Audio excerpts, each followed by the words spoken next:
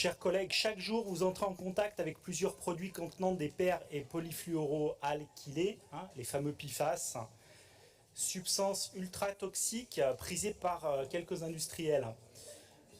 Très dangereuses pour la santé, les PFAS se dégradent très peu, d'où leur appellation. Produits chimiques éternels, on les appelle aussi polluants éternels. Président, on sait depuis 50 ans, et les industriels le savent depuis 50 ans, il y a la nécessité d'une approche transpartisane sur ce dossier. Nous sommes face à un scandale qui est émergent au même titre finalement que l'amiante il y a quelques années. On le retrouve partout, des espaces montagneux à la mer, et juste deux exemples pour vous le prouver en Nouvelle-Aquitaine, autour de lacs amont, mesure réalisée sur un point d'eau impressionnant, 1433 nanogrammes par litre à cet endroit-là.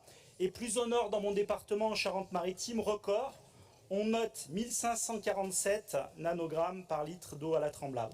Donc nous vous proposons, via cette motion, de demander au préfet de région 1 un travail sur la connaissance et l'étendue des contaminations notamment, une transparence totale vis-à-vis des populations sur les risques encourus, en particulier liés à la consommation d'eau potable et de produits alimentaires, le financement d'enquêtes sanitaires immédiates poussées pour déterminer les périmètres de contamination, et puis également un programme régional ambitieux de dépollution des sols et des nappes phréatiques avec des outils financiers initiés par l'État et mettant à contribution les pollueurs et le soutien à des programmes de recherche sur les méthodes de dépollution qui sont spécifiques au PFAS. J'arrêterai là et vous dire simplement, Président, évidemment c'est un vœu et non pas une motion, dans la mesure où nous demandons un courrier de la région qui parte à la préfecture. Je vous remercie, Président. Oui.